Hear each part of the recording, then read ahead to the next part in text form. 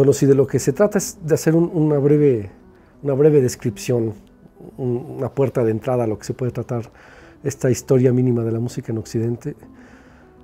Pues es un ejercicio de tratar de resumir, de tratar de contener, más que resumir y contener, de tratar de imaginar el trazo, el camino que tuvo el lenguaje de la música desde los cantos de los primeros cristianos y aún antes, la concepción de esta en la antigua Grecia hasta nuestros días.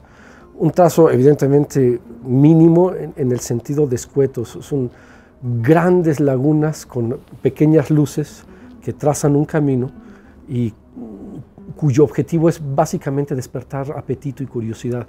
Debe salir uno con muchas ganas, primero de escuchar música, uno lee y debe nacer un deseo enorme de escuchar la música y después de volver a imaginar, de repetir el ejercicio de una manera más personal. Todo lo que quedó dentro nos incita a pensar en todo lo que quedó afuera.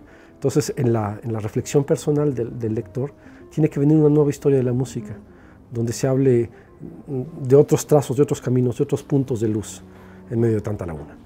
En el índice, uno puede más o menos darse cuenta de por dónde va este trazo. Es muy arrogante decir que se va a hacer una historia, aunque sea mínima, de la historia de la música, incluso si se dice en Occidente, porque no podemos considerar solo la música clásica o solo cierta tradición musical como la música.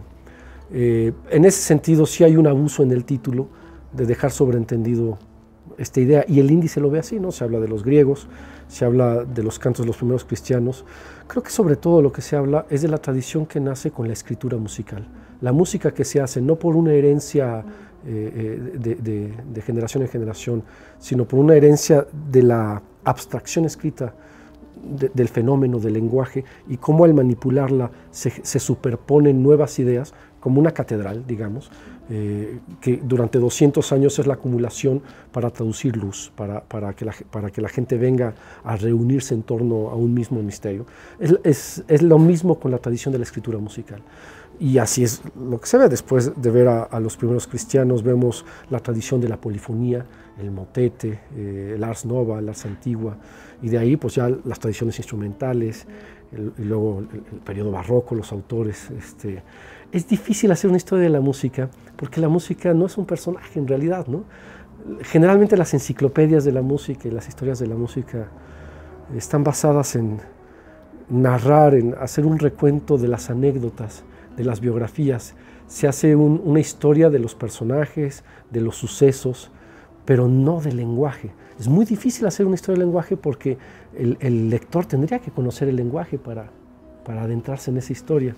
Y sin embargo creo que el esfuerzo es plausible, porque pienso que aún con nuestra muy deficiente formación musical, cultural, quiero decir, hoy en día que compramos más música de la que generamos, se puede entender y se puede uno acercar más allá del anecdotario, el lenguaje, y en ese sentido identificarse y conocer y descubrir y amar las obras, ¿no?